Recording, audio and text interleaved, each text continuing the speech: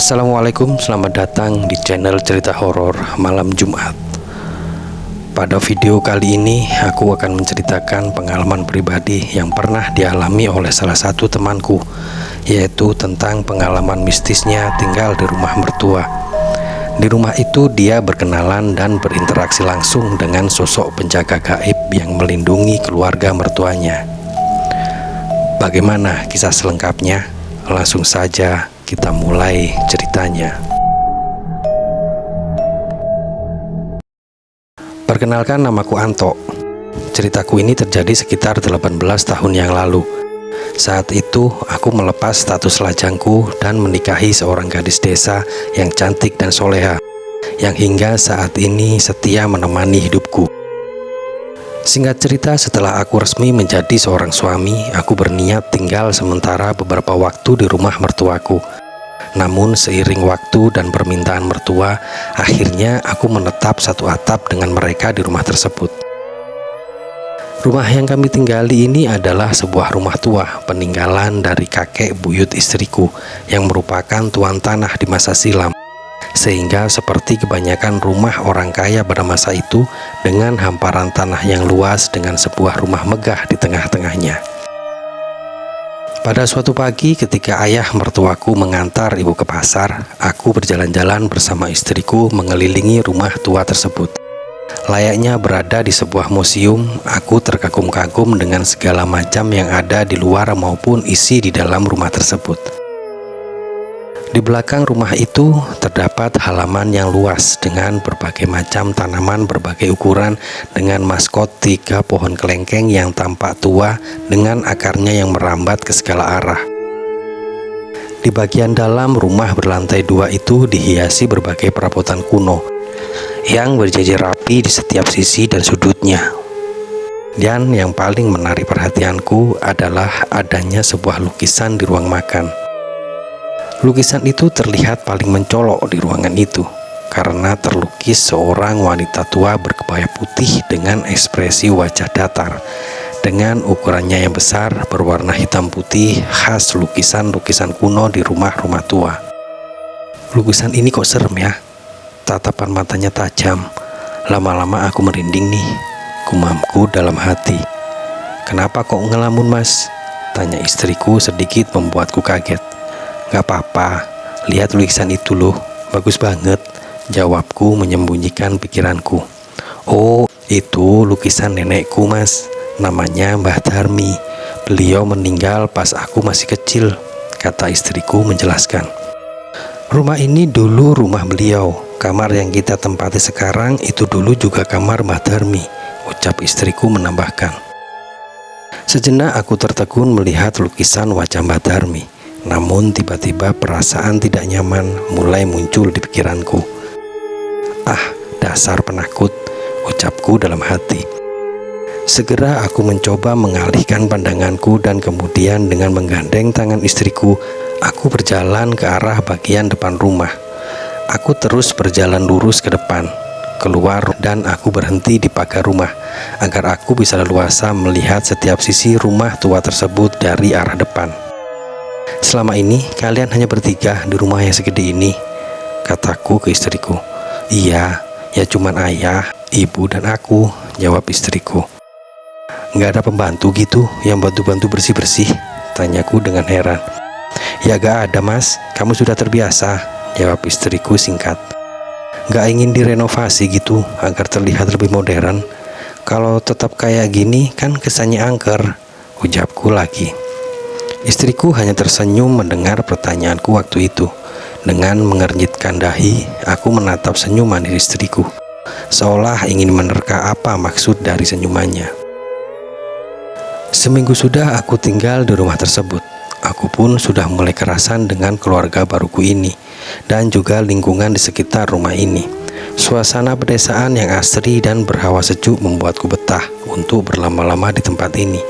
Keramahan para warga desa dan kehangatan tetangga-tetangga di sekitar rumah ini sangat membuatku nyaman. Hal yang sangat jarang aku temui di kotaku yang masing-masing orang sibuk dengan urusan pribadi dan acuh akan keberadaan orang lain. Pada suatu malam saat kami makan malam bersama, "Ayo nak, tambah lauknya, ucap ibu mertuaku dengan ramah. Ayo, jangan malu. Kamu sekarang sudah menjadi bagian dari keluarga kami. Jadi anggap kami ini seperti ayah dan ibu kandung kamu, kata ayah mertuaku dengan senyum yang masih terlihat meski bibirnya tertutup oleh kumis tebalnya. Iya pak, nggih ibu, makasih, jawabku malu-malu. Setiap malam keluarga ini selalu membiasakan untuk makan bersama, dilanjutkan ngobrol bersama di ruang keluarga. Hal-hal itu yang selalu membuatku sangat bersyukur karena kehangatan seperti ini yang dulu tidak pernah aku dapatkan dalam keluarga kandungku sendiri. Oh iya Nanto, meskipun kalian sudah berumah tangga, ayah berharap kalian mau tinggal di rumah ini ya, kata ayah mertuaku. Rumah ini terlalu besar bagi kami kalau hanya ditempati ayah dan ibu, tambahnya lagi. Iya nak, sekalian biar ada yang jaga kami jika ada apa-apa.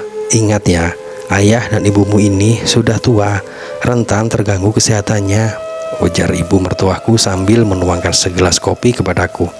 Iya ibu, kami sudah rundingan kok. Insya Allah kami akan menetap di sini agar kami bisa menjaga ayah dan ibu, ujarku kemudian. Sekitar 1 jam kemudian istriku terlihat sudah mulai mengantuk. Matanya memerah dan tampak sayu.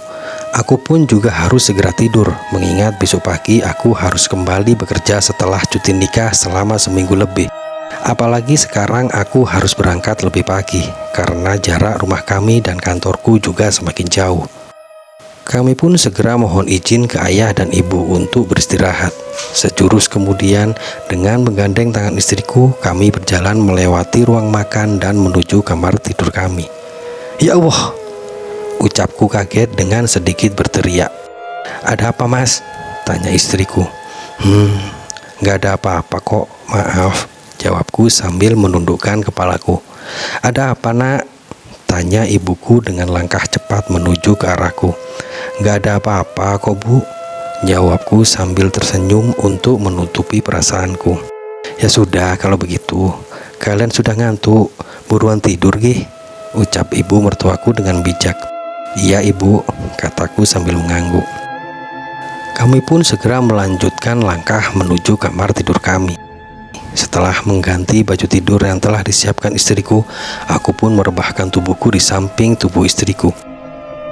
Saat aku mulai memejamkan mata, aku kembali teringat dengan lukisan Mbah Darmi di ruang makan tadi.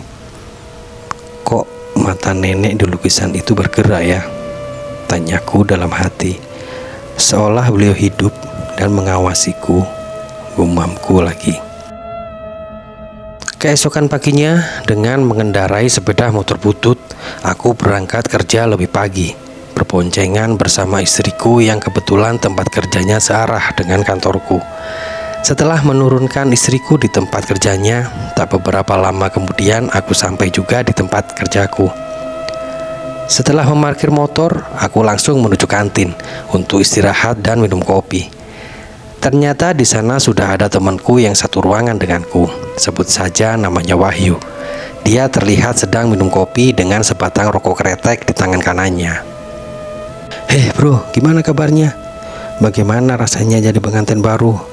Tanya Wahyu sambil tertawa. Apa sih? Kayak kamu gak pernah jadi pengantin baru aja, jawabku singkat. By the way, ternyata istrimu masih punya nenek ya. Kemarin pas aku datang di acaramu, aku melihat seorang nenek tua di lantai atas. Tanya Wahyu panjang lebar. Nenek siapa? Neneknya sudah meninggal waktu istriku masih kecil, jawabku sambil meminum kopi. Di rumah itu cuma ada 3 orang, istriku dan kedua orang tuanya, jawabku lagi. Lah terus nenek-nenek yang aku lihat itu siapa? Tanya Wahyu penasaran. Ngaco aja nih orang pagi-pagi. Udah, ayo kerja, kataku sambil beranjak meninggalkan tempat dudukku. Waktu menunjukkan jam 4 sore. Aku sudah berada di parkiran tempat kerja istriku untuk menjemputnya dan bersama-sama pulang ke rumah. Dalam perjalanan tiba-tiba aku teringat akan ucapan Wahyu pagi tadi tentang sosok nenek-nenek tua yang terlihat di rumah mertuaku. Tak sadar pikiran tentang lukisan Mbah Darmi di ruang makan muncul di benakku. Teringat jelas raut muka berkerut di wajah dengan mata tajam yang selalu menatapku kemanapun aku berada.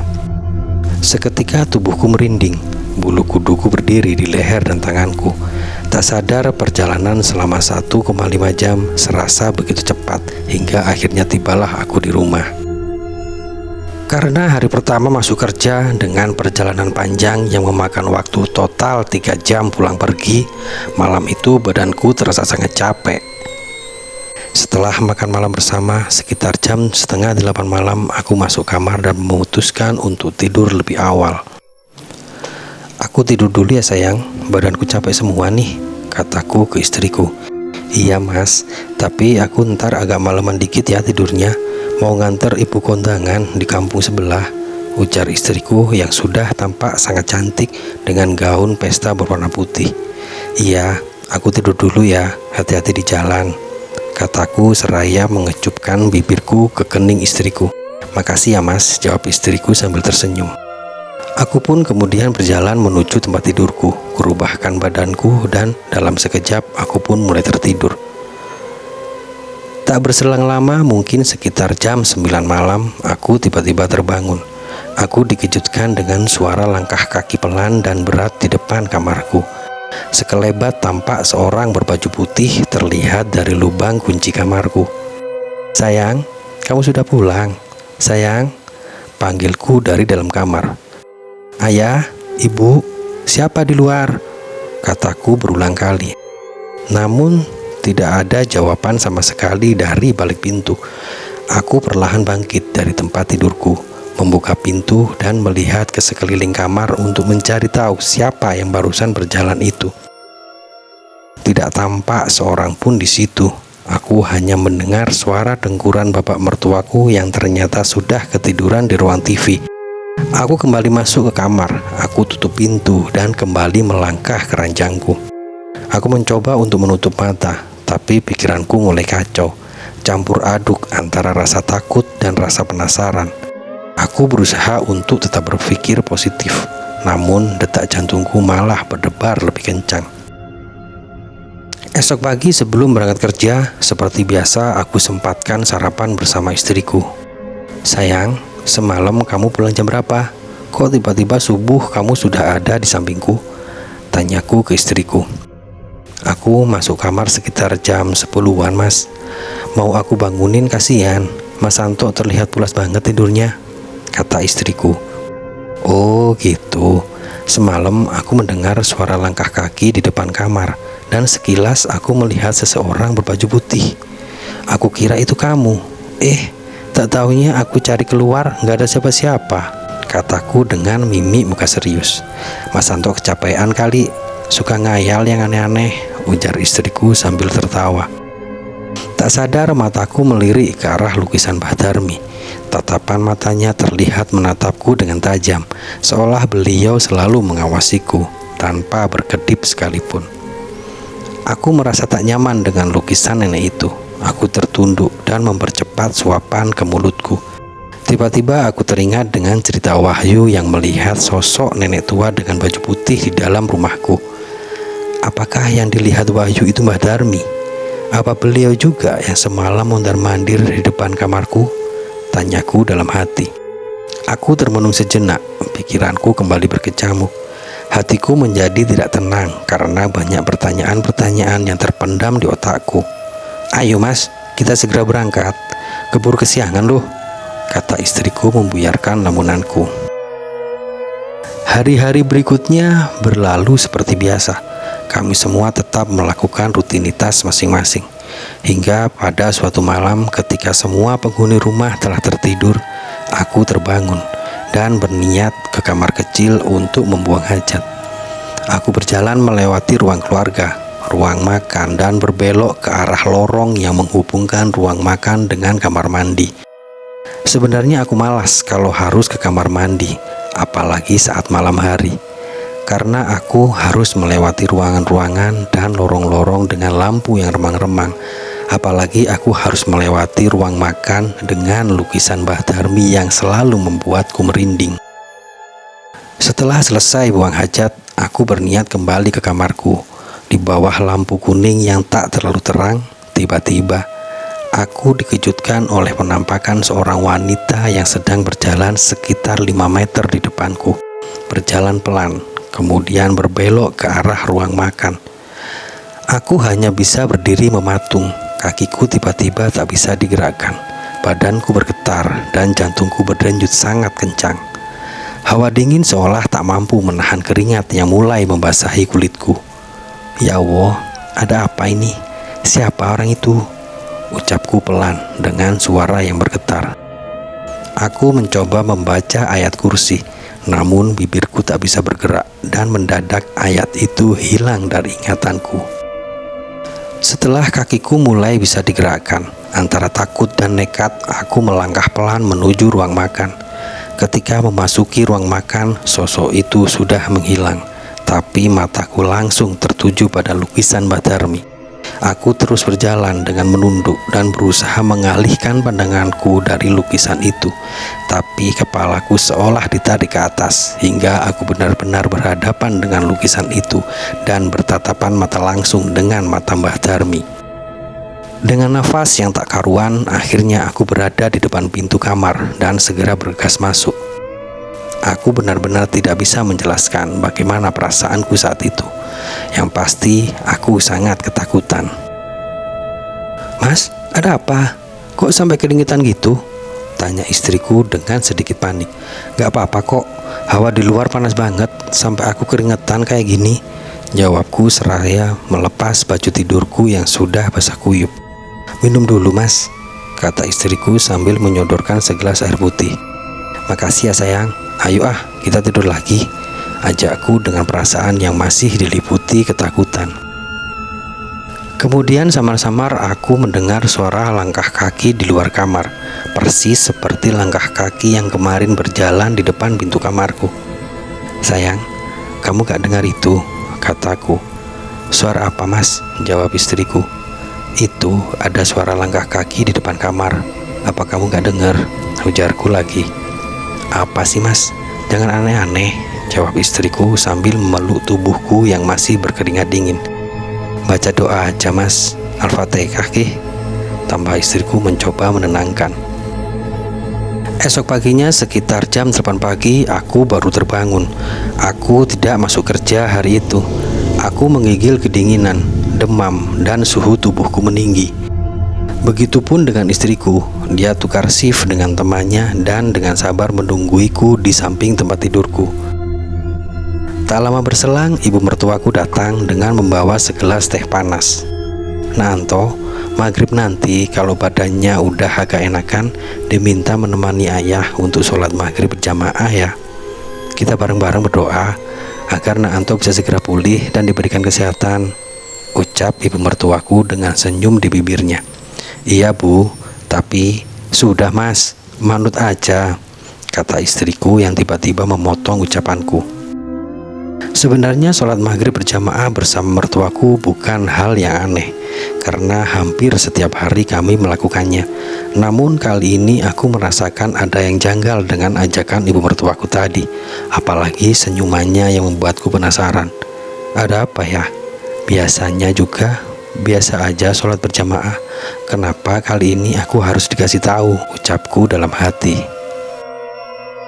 Setelah matahari mulai menghilang di ufuk barat, suara adzan maghrib mulai berkumandang.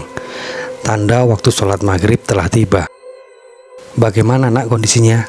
Masih demam?" kata ayah mertuaku. "Alhamdulillah, sudah agak enakan ya," jawabku. "Ya sudah, kalau gitu segera iqomat dan kita mulai sholat ya," ujar ayah mertuaku. "Oh iya, nanti pas doa habis sholatnya, ayah yang pimpin doanya ya," kata beliau lagi. "Iya ayah." Beberapa saat kemudian kami semua bersiap melaksanakan sholat maghrib. Aku yang jadi imam sholatnya, sedangkan ayah mertuaku yang pimpin doa setelah sholat. Pada saat berdoa, ayah mulai melafalkan doa-doa umum berbahasa Arab yang biasa dibaca saat doa setelah sholat. Kemudian dilanjutkan dengan doa berbahasa Jawa halus yang sama sekali tak aku fahami. Aku hanya menundukkan kepala dan berusaha khidmat mendengar doa-doa itu. Setelah ini, Nak Anto makan malam ya, minum obat, terus segera tidur. Istirahatnya biar maksimal, dan besok pagi semoga Nak Anto bisa segera sembuh, kata ibu mertuaku dengan lembut penuh kasih sayang. Iya ibu, terima kasih, ucapku singkat. Tak berselang lama aku dan istriku menuju ruang makan. Kami berdua makan malam tanpa ditemani bapak dan ibu mertuaku, karena bapak mertuaku masih menemani ibu mertua yang lagi asik menonton sinetron favoritnya. 1 jam kemudian setelah aku selesai makan malam dan minum obat, aku pun beranjak dari ruang makan dan berjalan menuju kamar tidurku. Ketika aku mulai melangkah, tanpa sadar aku menoleh ke arah lukisan Mbah Darmi. Namun ada perasaan yang tak seperti biasanya. Saat itu hatiku tampak tenang dan tidak ada rasa takut sedikit pun. Padahal biasanya ketika aku melihat lukisan itu, badanku seperti bergetar, seolah ada energi besar yang menabrak tubuhku. Namun kali ini sungguh berbeda. Setelah di dalam kamar, aku segera merebahkan badanku. Tak lupa dengan lembut aku mencium kening istriku. Aku tidur dulu ya sayang. Kamu jangan tidur malam-malam. Kamu juga harus jaga kondisi, ucapku lembut. Iya mas, mau tidur ya, jawab istriku dengan senyum manis tersungging di bibirnya. Tak berselang lama mataku terasa berat. Efek dari obat flu yang aku minum membuatku mengantuk, dan beberapa saat kemudian aku pun mulai tertidur. Tiba-tiba aku berada di depan kamar. Aku melihat sosok wanita tua dengan kebaya putih berjalan pelan menuju ke arahku. Sosok yang sering muncul tiba-tiba dan menghilang dalam sekejap. Tapi kali ini wanita tua itu benar-benar menampakkan dirinya di hadapanku. Kamu sekarang sudah menjadi bagian dari keluargaku. Aku harap kamu selalu siap menjaga istrimu dan kedua mertuamu. Jaga mereka sebisa dan semampumu. Jika kamu merasa berat dan tak mampu, sebut namaku 3 kali di depan lukisanku, dan aku akan selalu datang membantumu. Aku tahu kau anak yang baik, namun jika kamu berbuat macam-macam dan berbuat yang menyakiti istrimu, aku tak akan tinggal diam. Kamu akan berhadapan langsung dengan aku. Ingat kata-kataku, kata wanita tua itu. Aku hanya terdiam, mulutku terkunci, badanku seperti kaku dan tak bisa bergerak. Namun tiba-tiba, Mas, bangun. Ada apa? Istighfar mas. Sayup-sayup kata-kata itu berulang kali terdengar di telingaku. Dan setelah aku membuka mata, ternyata itu suara istriku yang duduk di sampingku dan berusaha membangunkanku. Maaf sayang, aku bermimpi, ucapku dengan suara bergetar. Mimpi apa? Kok sampai bajumu basah kuyup kayak gini? Aku bermimpi bertemu Mbah Darmi, ucapku serius. Oh begitu. Terus Mbah bilang apa? Kata istriku dengan wajah yang mulai terlihat tenang. Beliau berpesan agar aku menjaga kamu, ayah dan ibu. Jika aku berbuat jahat terhadap kalian, Mbah Darmi yang akan menghukumku, kataku menjelaskan. Ya bagus dong, biar kamu gak macam-macam di belakangku, ucap istriku sambil mencubit lenganku. Ternyata selama ini istriku sudah tahu jika Mbah Darmi sering berinteraksi denganku. Dia juga tahu jika orang yang sering aku ceritakan berjalan di depan kamar atau sosok wanita tua berbaju putih di lorong kamar mandi adalah Mbah Darmi. Begitupun dengan ayah dan ibu mertuaku. Mereka tahu jika aku akan sering-sering didatangi Mbah Darmi, karena Mbah Darmi gak akan tinggal diam jika ada anggota baru di keluarga ini, karena ternyata beliau yang bertugas melindungi keluarga ini dari segala kemungkinan. Hari-hari berlalu seperti biasa. Makin lama aku pun sudah terbiasa melihat lukisan Mbah Darmi yang selalu menatapku saat di ruang makan.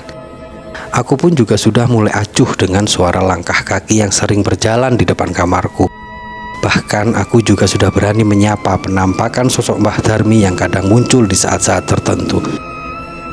Namun setelah 3 tahun usia pernikahanku, suara-suara dan penampakan sosok Mbah Darmi tak pernah muncul lagi hingga saat ini. Yang tenang di sana ya Mbah, aku akan selalu menjaga keluarga ini sampai kapanpun, ucapku pada suatu malam di bawah lukisan Mbah Darmi. Sebenarnya sosok Mbah Darmi masih menyisakan banyak pertanyaan dalam benakku, hingga suatu ketika aku memperoleh jawaban atas rasa penasaranku pada sosok Mbah Darmi. Siapa sebenarnya Mbah Darmi? Bagaimana kehidupannya pada masa lalu, hingga beliau bertanggung jawab penuh akan keselamatan anak cucunya. Nantikan cerita tentang sosok Mbah Darmi pada video selanjutnya. Terima kasih sudah mendengarkan cerita horor kali ini. Jangan lupa untuk like, share, dan subscribe agar kalian tidak ketinggalan cerita-cerita seram berikutnya. Jika kalian punya kisah mistis yang ingin dibagikan atau topik horor yang ingin diangkat, tulis di kolom komentar. Sampai jumpa di cerita-cerita horor di video-video berikutnya. Assalamualaikum.